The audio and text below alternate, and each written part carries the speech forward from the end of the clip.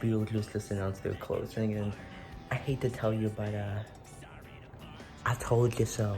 And in this video that you're gonna watch, I go into further detail on why it's probably gonna close, although that was from like 5 minutes ago.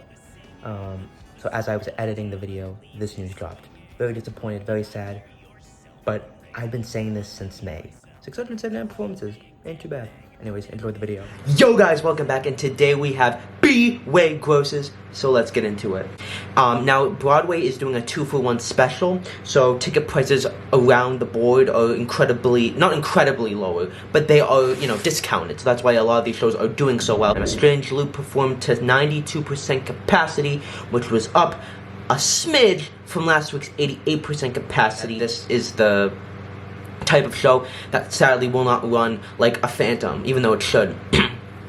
I think that A Strange Loop, these numbers are mediocre. Like, let's be brutally honest. The numbers are mediocre. The numbers should be better. A show that won Best Musical doing 600,000 is just not acceptable, and Broadway is a lot more cutthroat when it comes to what's acceptable financially. Right now, we saw that with Music Man, we're seeing that with Phantom, that I have a very strong feeling that Strange Loop will close 100% next year, but it could still happen this year. BeetleJuice.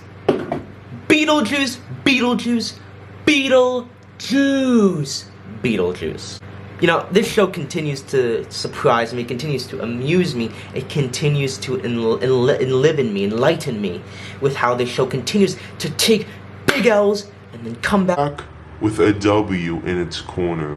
It was at this moment that he knew. He fucked up. BeetleJuice did 82% capacity, which was up from last week's 77% capacity, and grossed $930,000 compared to last week's $875,000. Listen, I said back in May, BeetleJuice is done, it's closing, it's over with, and then it came back, and it actually had 11 weeks of $1 million over the summer. Low millions.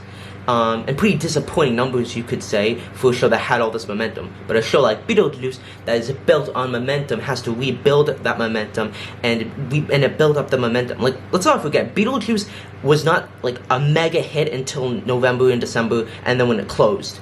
And I think that was because it was closing, but I think that's because the word of mouth had gotten out. TikTok was an TikTok fever all-time high. It was lightning in a bottle. It was very natural, and you go to recreate that, and they've had to recreate that.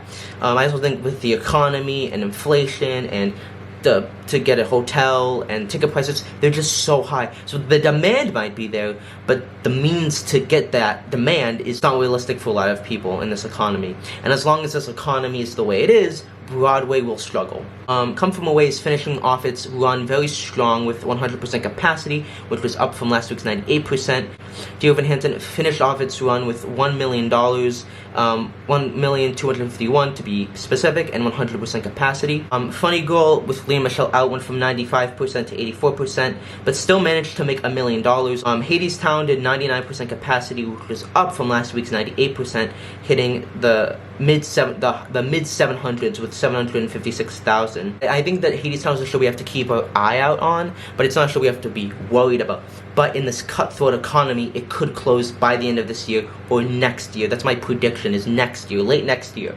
But the tickets are getting much lower, and so they're not bringing in the money. And this show needs to be doing minimum 900 and lowest 800. So this is not really the best place for Hadestown. Hamilton grossed $1 million and went from 90% to 90%. And it's not making $2 million like it was over the summer, but it's still Hamilton. It's still one of the biggest hits on Broadway. Into the Woods made $1 million again, going from 67% to 70%. Not a huge increase. I definitely do think that the ticket prices for this show need to be decreased, even though they make less money. It's probably not the most expensive show to run, and they've made a lot of money when Sarah Bareilles was there, but they might be keeping the ticket prices up because we're going to get a new cast announcement, so I wouldn't be surprised if a big celebrity comes in, and that's why they're keeping ticket prices the way that they are.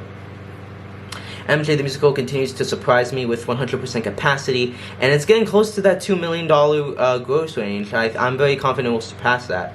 Moulin Rouge went from 99% to 99%, and had a small increase from $1,277,000 to $1,305,000. 6 went from 91% to 95%, making $1 million. The Music Man, which announced its closing, made $2 million and 97% capacity. And the Phantom closing saw a bit of a bump from 81% to 89%, going from 867,000 to 964,000. Phantom was kind of like we were expecting it to close. It wasn't doing good business even before COVID, and it is sad to see an iconic show go. But hey, we might get something original like the Griswolds Family Vacation or the Karate Kid musical.